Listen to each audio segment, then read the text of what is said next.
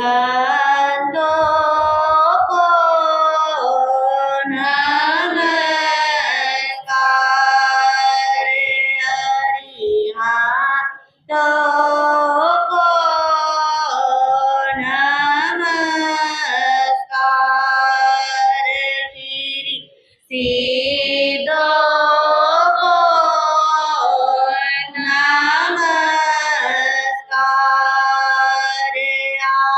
आचार्यो को नमस्कार। उपाध्यायों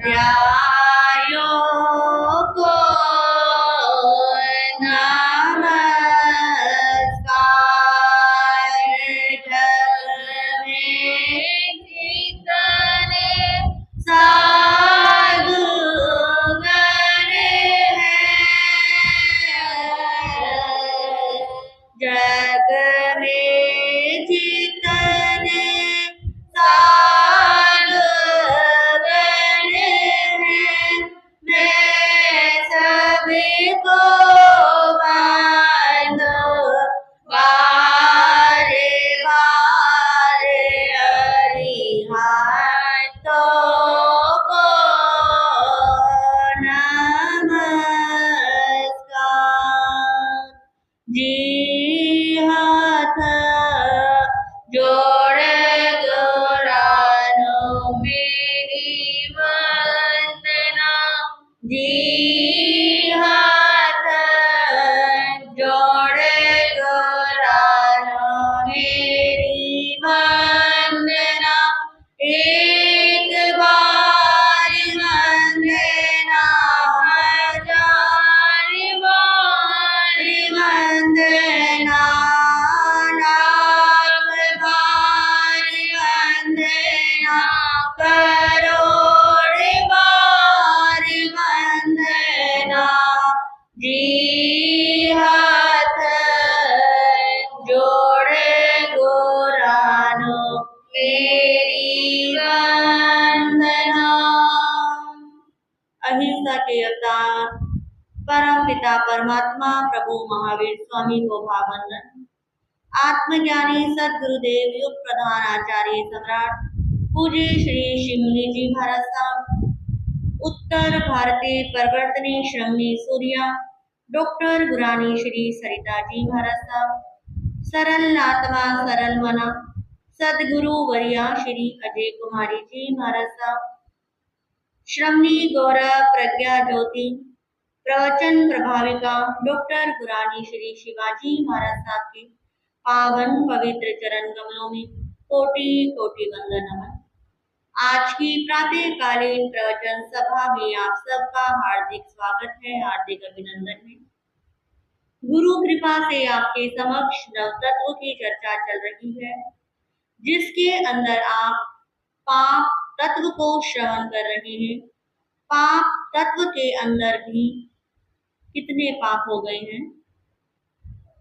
प्राणातिपात, मृषावात, अदत्तादान, मैथुन, परिग्रह, क्रोध और मान, ये 7 पापों को आप श्रवण कर चुके हैं।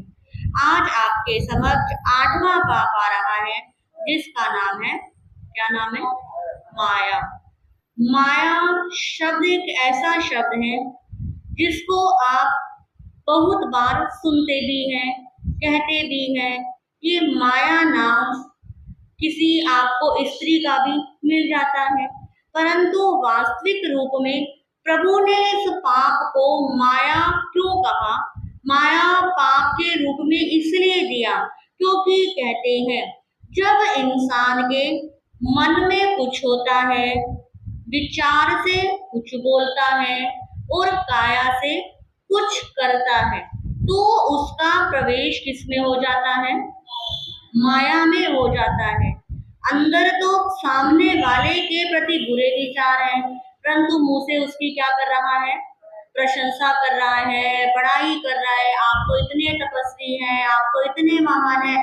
तो प्रभु कहते हैं कि जब व्यक्ति अंदर और बाहर दोनों से अलग अलग होता है, तो उसका प्रवेश किसमें होता है?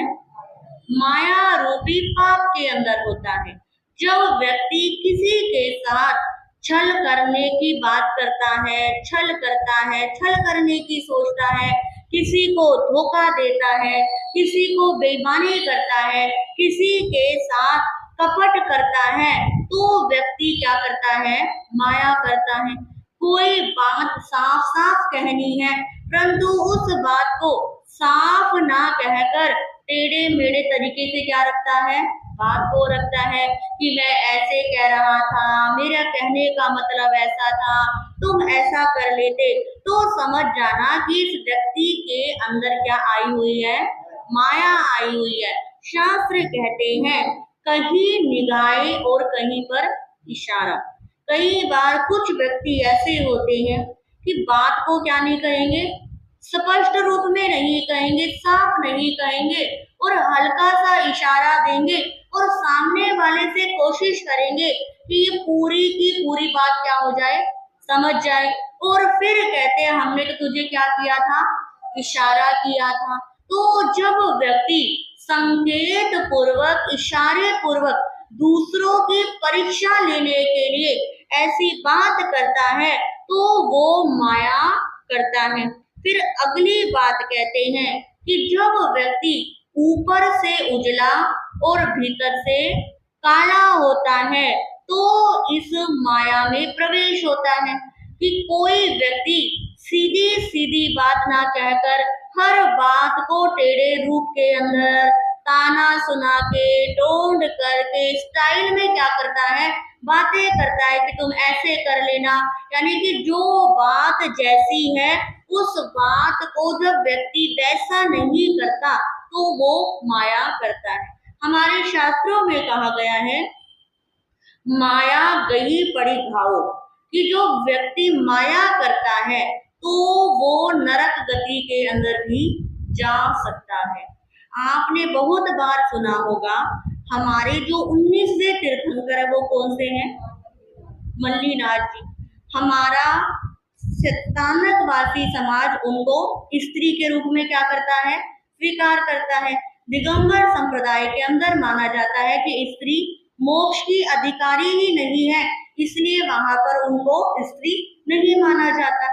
पर हमारा शास्त्र, हमारा तीर्थंकर चरित्र कहता है कि मल्लीनाथ भगवान जो बने थे, 24 तीर्थंकरों में एक ऐसे तीर्थंकर थे जो स्त्री के रूप में क्या बने थे? तीर्थंकर बने थे। तीर्थंकर नाम कर्म गोत्र का भी उपार्जन था, परंतु पिछले जन्म में आपने सुनी होगी वो कहानी कि अपने साथियों के साथ तपस्या कर रहे थे, साधु के रूप में थे। उनके साथी कहते हैं कि गुरुजी क्या कर लो? पारना कर लो, आज तपस्या का दिन है। परंतु उन्होंने कहा नहीं, अभी मेरा थोड़ा सा ध्यान रह रहा है, तुम इतने क्या कर लो? पारना कर लो। अब उन सबका तो क्या करा दिया? पारना करा दिया। जब पारना उन्होंने कर लिया तो कहते अरे मैं तो आज क्या करूंगा? तपस्या करूंगा। बस सिर्फ इसी बात से उन्होंने स्त्री गोत्र का क्या बांध लिया था? बंध बांध लिया था। कहते हैं यदि पुरुष माया करता है तो वो अगले जन्म में स्त्री बनता है, और स्त्री यदि माया करती है तो वो अगले जन्म में नपुंसक बनती है। और वैसे देखा जाए कि पुरुषों के अंदर माया का भाव, कपट का भाव क्या होता है? कम होता है। और पुरुषों की अपेक्षा से नारियों के अंदर माया की मात्रा क्या होती है? ज्यादा होती है, क्योंकि नाम ही क्या है? स्त्रीलिंग है। क्या है? स्त्रीलिंग है। एक नाम आता है विष्णु जी। विष्णु जी की पत्नी का नाम भी क्या कहते हैं? लक्ष्मी कहते हैं। और लक्ष्मी का पर्यायवाची नाम क्या है? माया है। आप देखिए ये पूरी दुनिया किसके पीछे दीवानी है? लक्ष्मी के पीछे दीवानी है, माया के पीछे दीवानी है। एक छोटी सी बात कि कहते हैं कि जब लक्ष्मी जी की पत्नी कौन है? विष्णु जी की पत्नी कौन है? लक्ष्मी जी है। अब जब व्यक्ति क्या चाहता है? पूरी मेहनत किस लिए करता है? लक्ष्मी मिल जाए, लक्ष्मी मिल जाए, इतना पैसा आ जाए, मैं ये हो जाए, मेरा वो हो जाए। कहते हैं कि जब तुम किसी की पत्नी पर क्या करोगे? कब्जा करने की कोशिश करोगे तो तुम्हारा प्रवेश किस पे हो जाएगा? माया में हो जाएगा। अब वो लक्ष्मी कभी भी किसी के पास भी क्या नहीं होती है, टिकती ही नहीं है। वो तो क्या होती है, चंचल होती है। और कहते हैं कि जैसे पानी एक स्थान पे यदि पड़ा रहे तो उसमें क्या आ जाती है, स्मेल आ जाती है, बदबू आ जाती है। उसी प्रकार पैसा है, माया है, और उस माया का सदुपयोग नहीं किया तो वो माया भी क्या हो जाती है, निगल जाती है। वो कभी भी रहने वाली नहीं है। तो प्रभु कहते हैं कि संसार के अंदर चार तरह के व्यक्ति होते हैं। एक व्यक्ति ऐसे होते हैं जो अंदर से भी सरल होते हैं और बाहर से भी सरल होते हैं।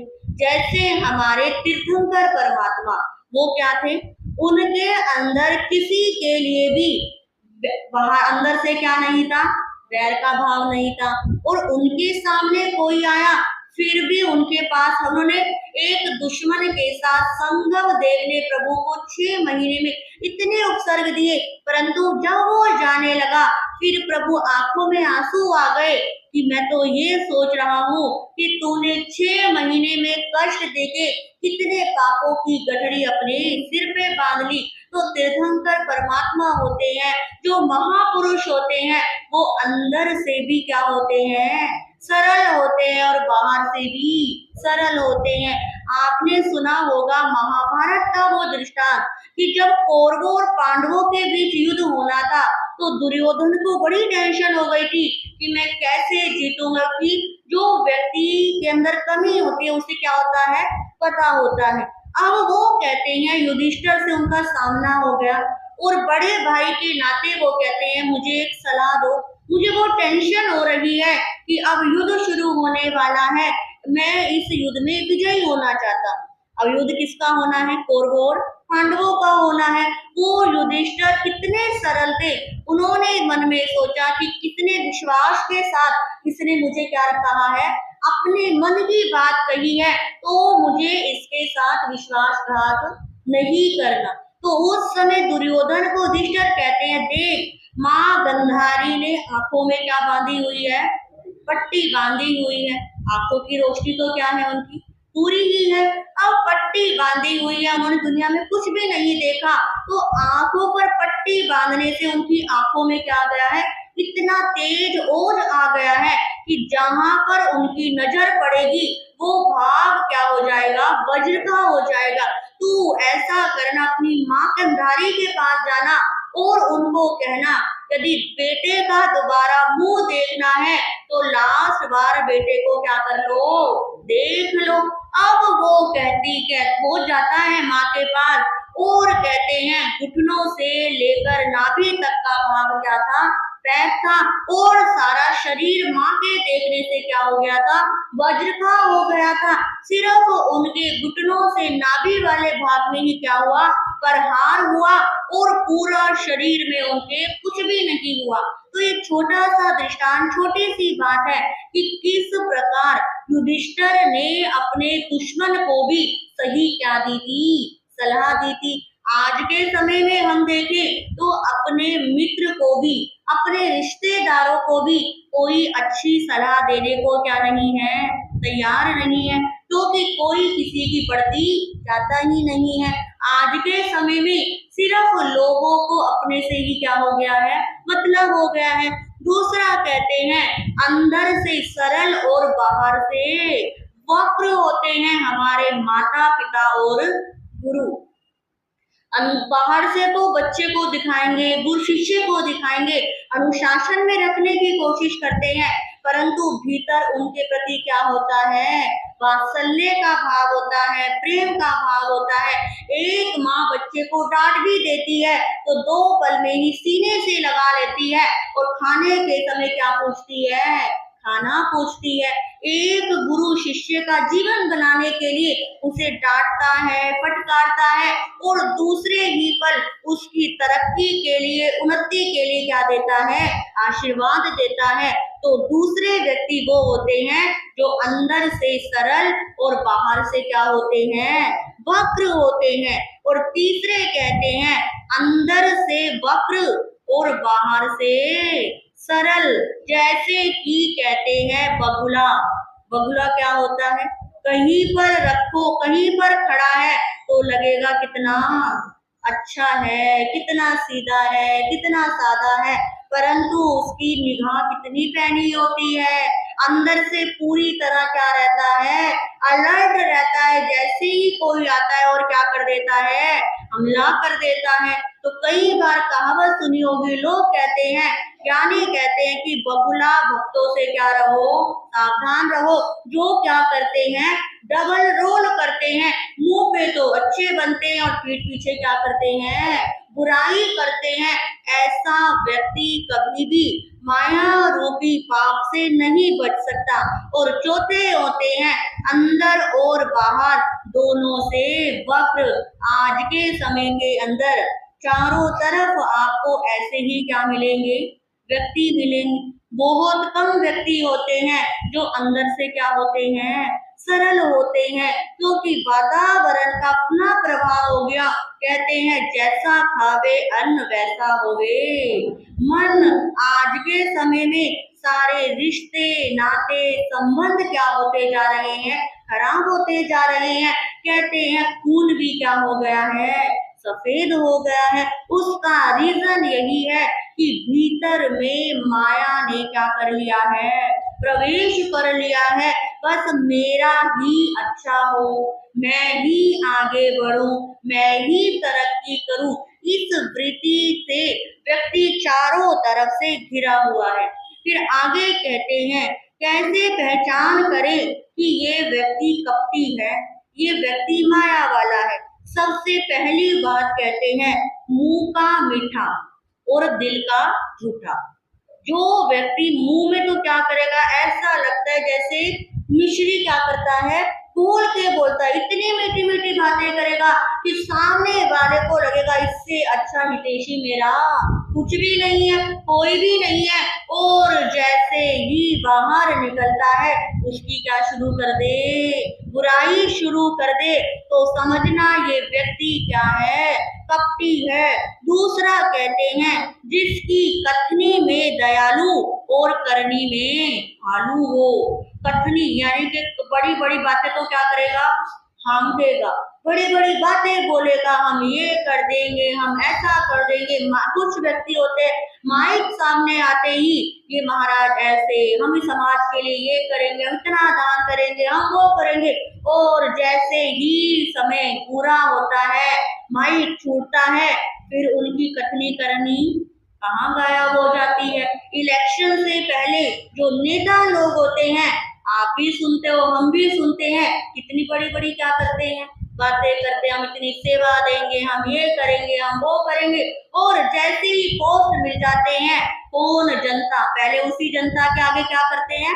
हाथ जोड़ते हैं। फिर बाद में जनता को क्या जोड़ने पड़ते हैं?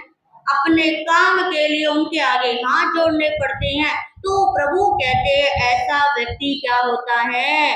कपटी होता है। जो तीसरा कहते हैं मुंह में राम बगल में छुरी। दिखावा तो ऐसा करेगा मेरे से ज्यादा धर्मात्मा कोई नहीं है, मेरे से ज्यादा तपस्वी कोई नहीं है, परंतु अंदर अंदर क्या चलती रहती है? प्लानिंग चलती रहती है। कब किसका बुरा हो, कब किसको नीचे गिराऊं, कब किसको मैं ताने सुनाऊं। तो प्रभु कहते हैं जो मुंह में राम बगल में छुरी लेकर बैठता है, ऐसे व्यक्ति से भी क्या रहो? सावधान रहो। अगली बात कहते हैं राम नाम जपना पराया माल अपना। जिनकी ऐसी प्रवृत्ति होती है, बस भगवान का फॉर्मेलिटी के लिए क्या जपो? नाम जपो, और फिर सारा धन क्या कर लो? अपने में ही काबू कर लो। अगली बात कहते हैं अपना काम बंदा भाड़ में जाए जनता। कि कोई कैसे रह रहा है, कैसे नहीं रह रहा, किसको क्या मिल रहा है, किसी से उनका कोई लेना देना नहीं होता। बस अपना अच्छा खाने के लिए चाहिए, अच्छा पहनने के लिए चाहिए, अच्छा घूमने फिरने के लिए चाहिए। घर में माँ बाप बेचारे भूखे बैठे हैं, उनको दवाई की जरूरत है, किसी टेस्टिंग की जरूरत है, किसी भी चीज से क्या नहीं होता? लेना देना नहीं होता। प्रभु कहते हैं ऐसा व्यक्ति भी क्या होता है, कपटी होता है। अगली बात कहते हैं, हाथी के दांत दिखाने के और खाने के ओर जिसकी ऐसी प्रवृत्ति होती है, ऐसा व्यक्ति भी इस माया रूपी पाप के अंदर प्रवेश करता है। अब अगला प्रश्न आता है कि ये माया रूपी पाप हमारे जीवन के अंदर कैसे आता है, कैसे इस पाप के अंदर हमारा प्रवेश हो जाता है। उसके लिए कहते हैं भौतिकता का आकर्षण। क्या होता है? भौतिकता का आकर्षण। कि आज का जो दौर चल रहा है, आज का जो समय चल रहा है, जो सबके पास है वही मेरे पास भी होना चाहिए। जैसे सब रह रहे हैं वैसे मेरे पास भी लग्जरी लाइफ होनी चाहिए, कंफर्ट लाइफ होनी चाहिए। तो व्यक्ति क्या शुरू कर देता है? माया शुरू कर देता है। क्योंकि कहते हैं रोटी, कपड़ा और मकान इंसान की मूलभूत आवश्यकता है और हर किसी को सहज में ही क्या हो जाती है, मिल जाती है। परंतु जब चाहता है कि बढ़िया से बढ़िया चाहिए, इतनी हाई फाई चाहिए, तो उसके लिए क्या करता है? फिर वो माया रूपी पाप करता है। तो पहला माया के प्रवेश का कारण है भौतिकता का आकर्षण। दूसरा होता है कम मेहनत से अधिक लाभ। कि मेहनत तो कुछ ना करनी पड़े, बस क्या मिल जाए? प्रॉफिट मिल जाए। तो ऐसा व्यक्ति भी क्या करता है? माया रूपी पाप करता है। फिर कहते हैं दूसरों की निगाह में अपने आप को अच्छा दिखाने के लिए व्यक्ति क्या करता है? माया करता है। जैसे कई बार आप देखते होंगे कि किसी किसी का नेचर होता है, जब घर में कोई गेस्ट आते हैं तो उनको दिखाने के लिए तो क्या हो जाती है, इतनी सारी एनर्जी आ जाती है, पूरे दिन काम करता है उनको दिखाने के लिए। और जैसे ही वो घर से चले जाते हैं, काम से कोई लेना देना नहीं होता, तुम काम संभालो, हम तो कहाँ जाएंगे, अपने कमरों में जाएंगे, अपने कंफर्ट में जाएंगे। तो ऐसा व्यक्ति जब काम कर रहा है तो वो किस लिए काम कर रहा है? दिखाने के लिए काम कर रहा है। तो उसके अंदर क्या आई हुई है?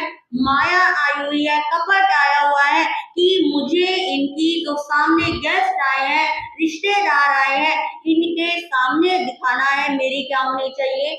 इज्जत होनी चाहिए। कहे कि ये व्यक्ति कितना क्या करता है? काम करता है। पर जिसके साथ रहता है उनको तो क्या पता होती है? रियलिटी पता होती है कि व्यक्ति दिखाने के लिए काम कर रहा है या असली में इसको काम की लगन है। तो इस प्रकार कहते हैं इन कुछ कारणों से व्यक्ति का इस माया रूपी पाप में क्या हो जाता है? प्रवेश हो जाता है। तो कहने का तात्पर्य यही पाप हमको प्रेरणा देता है कि आप खुद चिंतन करो कि इस काम के लिए क्या मुझे माया करने की आवश्यकता है? सच बोलने से भी क्या हो सकता है? काम हो सकता है। सीधी बात कहने से भी काम हो सकता है। फिर मैं बात को टेढ़े मेढ़े ढंग से क्यों कहूँ? फिर मैं ताने सुनाकर बात क्यों कहूँ? जब आप सीधी और सरल रूप में अपनी बात कहने लग जाओगे तो देखना खुद में अच्छा क्या लगेगा? बड़ा अच्छा लगेगा कि भाई मैंने तो अपनी तरफ से क्या करा है? अच्छा किया है। जब जो व्यक्ति किसी के सामने ज्यादा बनने की कोशिश करता है वो एक दिन खुद ही क्या हो जाता है? बन जाता है। तो प्रभु ने कहा है कि हम समझदार हैं तो जितना हो सके अपने जीवन के अंदर सरलता को क्या करो? धारण करो। जितना हो सके बात को सीधी और स्पष्ट रूप में कहो। जितना हो सके बटरिंग करने से क्या करो? बचो। ज्यादा फॉर्मेलिटी नहीं करनी, क्योंकि जितनी फॉर्मेलिटी करते हो उतना आप क्या करते हो? अपने आप को, अपनी आत्मा को पीड़ित करते हो। जो हो जैसे हो वैसे क्या रहो, सामने वाले के सामने पेश आओ, क्योंकि दिखावा कभी भी टिक नहीं सकता। आप देखो, आप किसी फंक्शन में जाती है हमारी बहनें, और आज के समय में कितने महंगे महंगे क्या करवाते हो? मुंह पे लिपा पोती क्या बोलते हैं उसको, फेशियल क्या होता है, जो जो कुछ भी, तो वो करवाते हो और करवाने के बाद क्या वो परमानेंट रहता है? आपने आते ही कई बार गर्मी हो गई, पसीनों में भी क्या हो जाता है, वो बह जाता है। अब यानी कि आप सुंदर बने किसके लिए? दिखाने के लिए ना।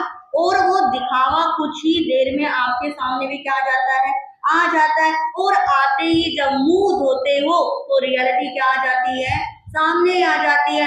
कई बार इस ब्यूटी पार्लरों के चक्कर में जब कोई किसी लड़की को दिखाने जाता है, लड़की को देखते हैं इतना गोरा चेहरा करवा देंगे उसका, और जैसे शादी होती है या वैसे मिलते हैं तो वो क्या मिलती है, बिल्कुल काली मिलती है। तो इससे क्या होता है कि जो दिखाया था वो सामने नहीं आता, और परिवार वालों के बीच में आपस में खटपट हो जाती है। तो हमारे तो भगवान ने एक एक चीज क्या बताई है, सीधी साफ और सरल रहने को कहा है कि जितने आप सीधे साफ और सरल होंगे उतने लड़ाई झगड़े क्या हो जाएंगे, कम हो जाएंगे। इन लड़ाई झगड़ों को हम खुद ही क्या देते हैं, इन्विटेशन देते हैं। और जब इन्विटेशन देते हैं तो वो क्या होंगे, आएंगे ही आएंगे। जब हम दुर्गुणों को इनविटेशन देंगे ही नहीं, आपको अपने पास बुलाएंगे ही नहीं, तो हमको कोई क्या नहीं रहेगा, खतरा रहेगा ही नहीं रहेगा। तो इस प्रकार इस 8वें पाप माया से हमें क्या करना है, बचना है, चिंतन करना, सोचना। अब जितना कम हो सकेगा थोड़ा थोड़ा कम करने का क्या करूंगी, मैं प्रयास करूंगी। बहुत क्या कर ली, माया कर ली, पता नहीं पिछले जन्म में कुछ किया होगा, ये क्या कर रही हूँ, भोग रही हूँ। और इस जन्म में माया करके मैं कहाँ पर जाऊंगी। अभी तो फिर मुझे जैन धर्म, जैन कुल, गुरु, अच्छा परिवार सब कुछ मिला है। यदि अभी भी बने हुए को मैंने अपने हाथ से खराब कर दिया तो पता नहीं किस गति में जाकर मुझे उन कर्मों को भुगतना होगा। ये जन्म तो आप देख रहे हो, पर अपनी आत्मा के लिए क्या करो, सोचो कि वो बेचारी कैसे अगले जन्म में किन किन बातों से उसको पीड़ित होना पड़ेगा। तो ये माया कहती है कि अपने जीवन में क्या लेकर आओ, सरलता। क्या लेकर आनी है, सरलता लेकर आनी है। वक्रता को क्या करना है, दूर करना है। जितने सरल होंगे उतना रास्ता क्या होगा, सुगम होगा। और जितने हम टेढ़े होंगे उतना रास्ता क्या हो जाएगा, लंबा हो जाएगा। आप एक सफर करते हैं, सफर में यदि कोई जीटी हाईवे रोड होती है, क्या वहां पर जाने में टाइम लगता है? फटाफट गाड़ी क्या होती रहती है, चलती रहती। और कोई ऐसा रास्ता हो, अभी राइट मुड़ो, लेफ्ट मुड़ो, राइट मुड़ो, इस गली में उस गली में, तो दोनों में से ज्यादा टाइम कहाँ पर लगेगा? जो रास्ते क्या है, राइट लेफ्ट जा रहे हैं। तो प्रभु ने कहा जैसे रोडवे पे चलने के लिए हमें सीधी सड़क हम क्या करते हैं, चूज करते हैं कि जो रास्ते से आज के समय में इतने क्या बन रहे हैं, फ्लाईओवर बन रहे हैं कि यहाँ से चढ़े और सीधा वहां पर उतरे, हम उस रास्ते को चूज करते हैं। तो अपने जीवन में भी हम क्या कर सकते हैं, सीधा रास्ता चूज कर सकते हैं। क्योंकि जब तक सीधा रास्ता नहीं होगा तब तक मार्ग में भटकन ही भटकन है। तो इस प्रकार ये 8वां पाप था। 9वां पाप भी बहुत छोटा सा सिंपल सा पाप है, परंतु ये पाप सब पापों का क्या है, हेड मास्टर है। क्या नाम है इसका, लोभ। क्या कहता है, लोभ, कि मुझे और चाहिए। बस अंदर इन इन क्या करता रहता है, करता रहता है। और प्रभु कहते हैं इच्छा आगा समा अनंतिया, कि ये इच्छाएं आकाश के समान क्या है, अनंत है। हम खुद चिंतन करें कि जन्म से लेकर अब तक मैंने कितनी बार पानी की क्या करी, इच्छा करी। क्या पानी की पीने से हमारा अब तक पेट भरा? कितनी बार हमने खाया, क्या खाने से पेट भरा? कितनी बार हम घूमने फिरने गए, क्या हमारा पेट भरा? फिर भी हम ऐसे के ऐसे ही हैं। हमने कितने मन तो हम अन्न खा चुके हैं, कितने लीटर हम पानी पी चुके हैं, परंतु फिर भी हमारा क्या नहीं भरा, पेटा नहीं भरा, ये पेट ना होकर क्या हो गई है, हमारी पेटी हो गई है कि ये पूरा दिन इसमें क्या करते रहो, डालते रहो।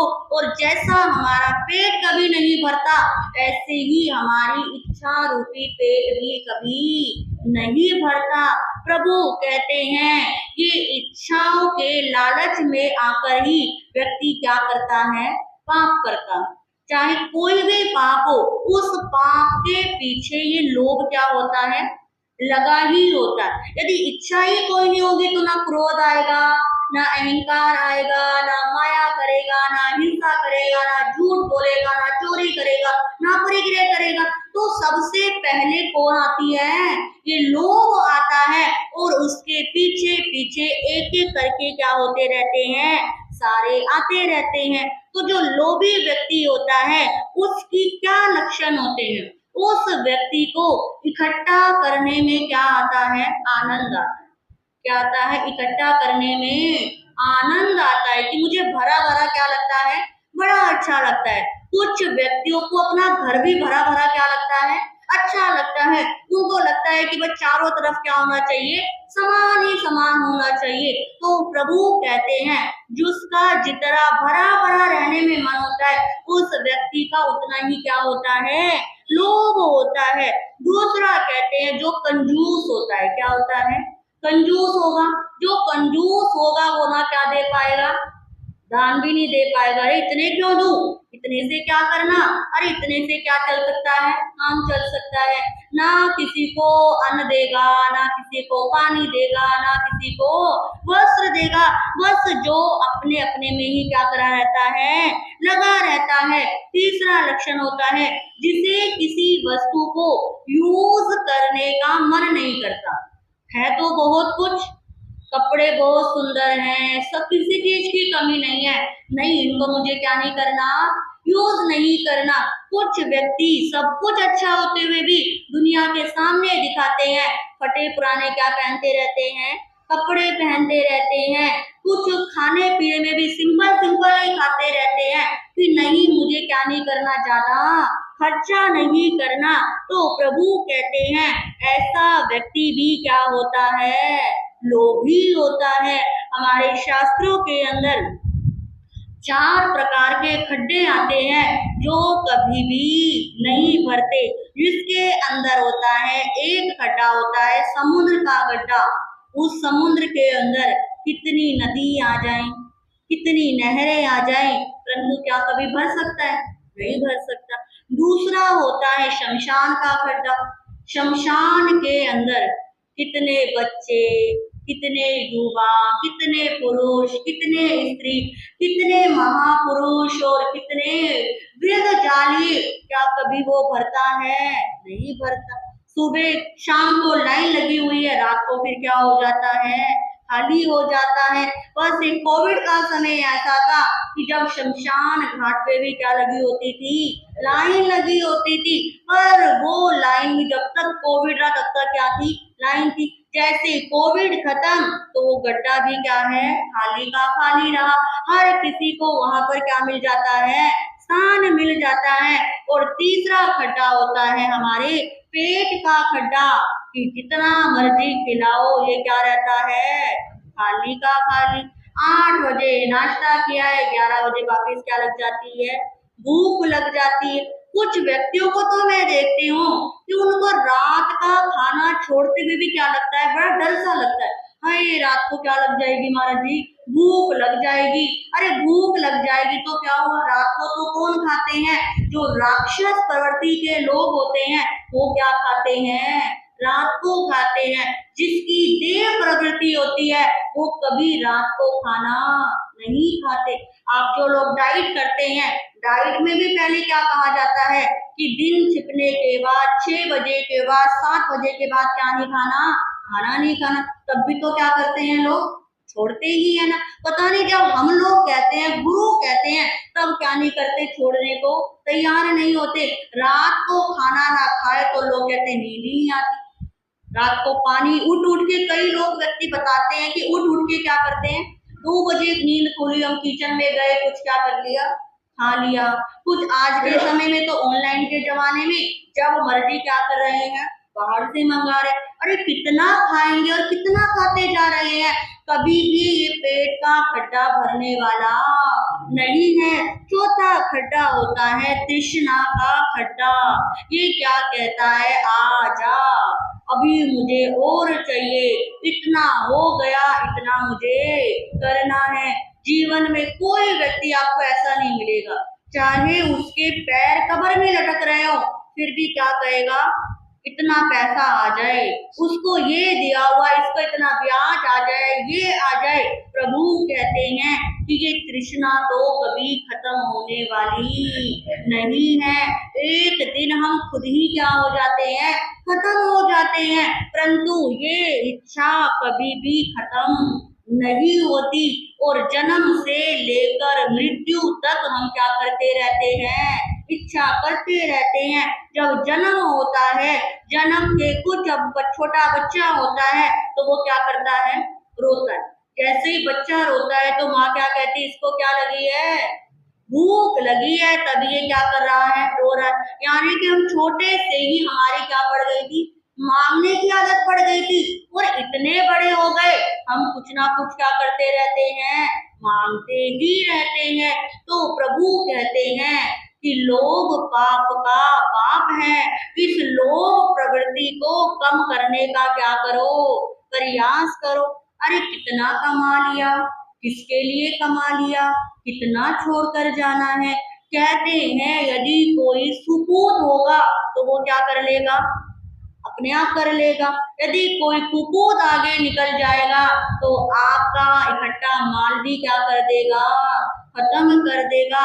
तो किसके लिए इतने पापड़ बेलने, किसके लिए इतनी मेहनत करनी, किसके लिए इस पाप के अंदर क्या करना, प्रवेश करना। प्रभु कहते हैं बस इतना कहो कि रूखी सूखी खाए के ठंडा पानी पी, ना देख पराई झोपड़ी, ना ललचाए जीव। कि हे भगवान मुझे इतना देना कि मैं अपना गुजारा क्या कर सकूं, अच्छे से कर सकूं, और मुझे हमेशा देने वाला ही क्या करना, बनाना। कभी मेरे हाथ क्या ना हो, ऐसे ना हो। क्योंकि जब व्यक्ति छोड़ता है तभी उसे अगले जन्म में क्या होता है, मिलता है। जो नहीं छोड़ता उसे अगले जन्म में भी नहीं मिलता। तो ये लोग भी हमको प्रेरणा देता है कि हे साधक, धीरे धीरे करके अपनी इच्छा पर क्या रखो, कंट्रोल करो, चिंतन करो। अरे इतनी इच्छा कर ली, कितनी इच्छा और करनी है, कब तक इच्छा करनी है, मेरे पास जो है वही क्या है, इनफ है। अब मुझे और अपने पास स्टोर में नहीं करना, क्योंकि पड़ा हुआ चीज में कीड़े पड़ जाते हैं, स्मेल आ जाती है, फंगस लग जाती है, दीमक लग जाती है। तो इस बात को हमें क्या करना होगा, समझना होगा। जब तक नहीं समझेंगे तब तक इस संसार के अंदर भटकते रहेंगे। इस भटकन को रोक लगाने के लिए ही प्रभु ने 9 तत्व बताए हैं। जीव को समझा, अजीव को समझा, पुण्य को अपनाया। अब पाप के माध्यम से कह रहे हैं कि धीरे धीरे करके इन पापों से क्या हो जाओ, पीछे हट जाओ, अपने जीवन के अंदर परिवर्तन लेकर आओ। इन्हीं शब्दों के साथ आज के पाप को हम यहीं तक रखते हैं। क्रोध, मान, माया और लोभ, ये 4 कषायों को पाप की श्रेणी में लिया गया। ये हो गए हैं। अब आगे कल कौन सा पाप आएगा, अगला कौन सा होता है, राग और द्वेष। राग, राग यानी कि अटैचमेंट, और द्वेष यानी कि किसी से बुरा भाव। तो कैसे प्रभु ने राग करना, द्वेष करना पाप के अंदर क्यों लिया है, ये आप आओगे, आपको सुनने से पता लगेगा। अब थोड़ी सी कहानी 5 मिनट के लिए भी कर लेते हैं। अरे सजनो शील धर्म की महिमा सुन लो गौर से, अबला भी सबला बन जाती एक शील के जोर से। कि आप सुन रहे थे कि वो त्रिलोक सुंदरी, उसका जेठ त्रिलोक सुंदरी के क्या खड़ा है, सामने खड़ा है, उसे अपनी बातों में लेने का प्रयास कर रहा है, परंतु त्रिलोक सुंदरी तो उसकी बातों में आने वाली नहीं है। उसने कहा कि मेरे घर से क्या हो जा, निकल जा, नहीं तो मेरी दासियां तुझे क्या करेंगी, बाहर निकालेंगी। अब वो मन में सोचता है इससे अच्छा है मैं खुद ही क्या हो जाऊं, चला जाऊं, नहीं तो अपनी दूसरों से बेइज्जती कराने से क्या फायदा। तो क्या करता है आगे वो, घर से निकला राजमहल में चलता चलता आया है, नृप को ले एकांत स्थान पे हंस हंस के बतलाया है, मुझ घर सुंदर इंद्राणी से अधिक रूप लासानी है, तस नरव सम नहीं और क्या मेरी सच्ची मेरी वाणी है, मैं शुभ चिंतक दास आपका भरता हूँ चरणों में पानी। सुनो सुनो ए दुनिया वालों, भाग्य चक्र की अजब कहानी, सुनो सुनो ये दुनिया वालों, भाग्य चक्र की अजब कहानी। अब वो त्रिलोक सुंदरी के महल से बाहर निकला और प्लानिंग कर रहा है, मन में विचार आया कि जो इस नगरी का राजा, उसका नाम क्या है, बताया था भूल गई, अरिमर्दन नाम का क्या है, राजा है। अब वो सोचता है चल अपने राजा के पास ही क्या करता हूँ, चलता हूँ, क्योंकि कहते हैं कि जो राजा था वो देवदास का क्या है, मित्र है। अब वो कहते हैं जिस व्यक्ति का जैसा नेचर होता है उसको वैसे ही व्यक्ति क्या लगते हैं, अच्छे लगते हैं, क्योंकि कहते हैं इंसान की पहचान उसकी सूरत से नहीं करो, उसकी सीरत से नहीं करो, उसके मित्रों से करो कि किन मित्रों के साथ वो उठ बैठ रहा है। यदि मित्र अच्छे होते हैं तो व्यक्ति खुद भी क्या होता है, अच्छा होता, मित्र खराब है तो वो खुद भी क्या है, खराब है। अब वो कहते हैं जिन दास कैसा, खराब प्रवृत्ति का, दूषित सोच का। अब उसका राजा क्या है, मित्र है, तो राजा की भी दृष्टि क्या थी, वैसी थी।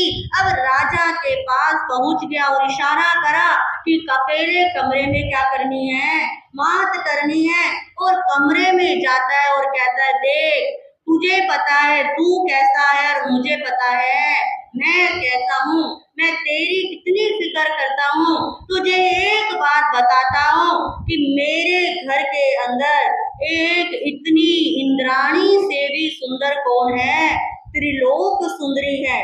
जब तू उसका रूप देखेगा ना तू क्या हो जाएगा, कायल हो जाएगा। मैं तेरी फिक्र करता हूँ, मुझे तुझसे अटैचमेंट है, इसलिए मैं क्या कर रहा हूँ, तुझे बता रहा हूँ कि मेरे घर के अंदर इंद्राणी से भी सुंदर कौन है, त्रिलोक सुंदरी नाम की एक कन्या है, एक मेरी बहू है, परंतु वो उसको काबू करना क्या नहीं है, आसान नहीं है। अब वो आगे क्या कहता है, आज्ञा दीजिए नृपवान सफल बने ममयार, मेल मिलाओ मित्र भर जिए मेरे दिनदार, सेठ कहे दासी को भेजो पालकी लेकर आएगी, नारी दर्शन करना चाहती ऐसे वैसा रचाएगी, मैं भी कह दूंगा मिल आओ वह सरल भाव से आएगी, वैभव रंग और राग देख कर चरणों में रह जाएगी।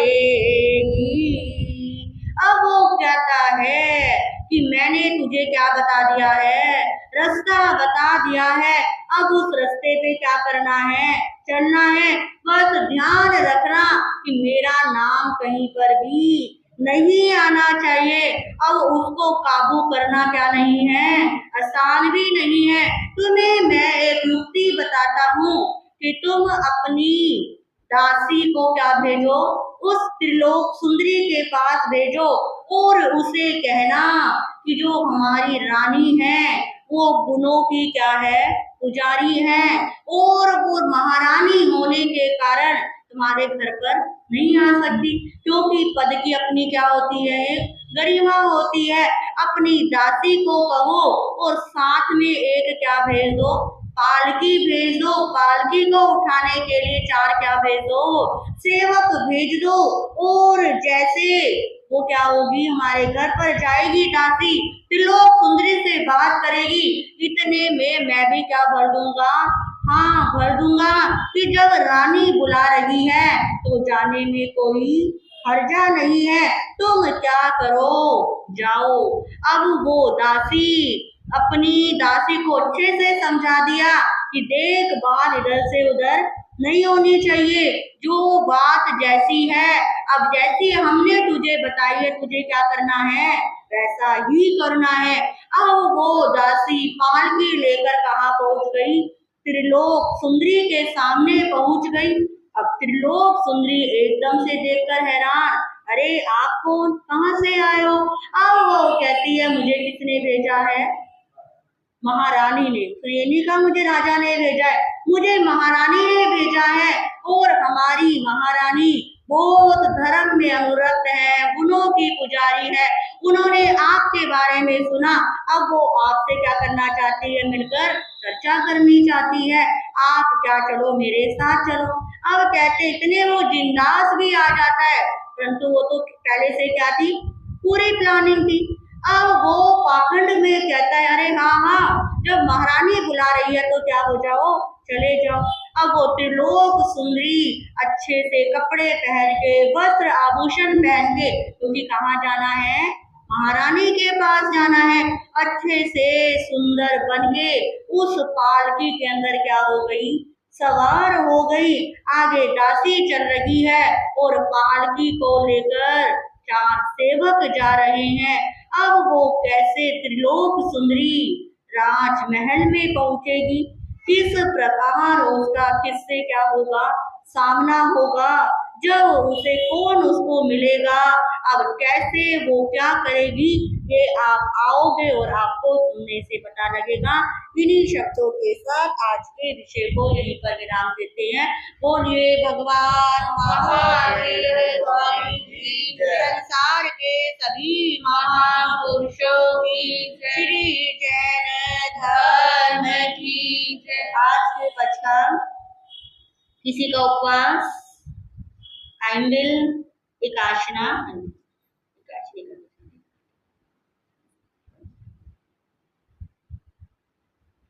आपको तेल के ऊपर एकाशना, धन्यवाद। तो आज का जो सामूहिक पचकार रहेगा माला के अंदर, श्री चंद्र प्रभाई नमी, श्री चंद्र प्रभाई नमी की एक माला, और त्याग के रूप में आज चमचम का क्या करेंगे, त्याग करेंगे।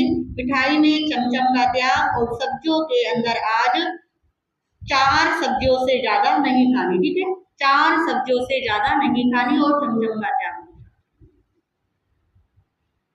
त्यागो श्रे गो श्रे। हाँ जी, कुछ सोचना। नमो अरियंतानम, नमो सिद्धानम, नमो आयरियानम, नमो वच्छायानम, नमो लोये सब सामुनम, ऐसो पंच नमोकारो सब पावक नाशनो, मंगलानंचे सब्बे सिंह परमम हवै मंगलम। ओम नमो नानस, ओम नमो दंसनस, ओम नमो चरितस, ओम नमो तपस। श्री चत्तारी मंगलम अरियंता मंगलम सिद्धा मंगलम साहू मंगलम, केवली पणतो धम्मो मंगलम। चत्तारी लोगोत्तमा अरियंता लोगोत्तमा सिद्धा लोगोत्तमा साहू लोगोत्तमा, केवली पणतो धम्मो लोगोत्तमा। चत्तारी शरणं भवज्जामि, हंते शरणं भवज्जामि, सिद्धे शरणं भवज्जामि, साहू शरणं भवज्जामि, केवली पणतं धम्मं शरणं भवज्जामि। ये 4 शरण दुख हरण जगत में हो।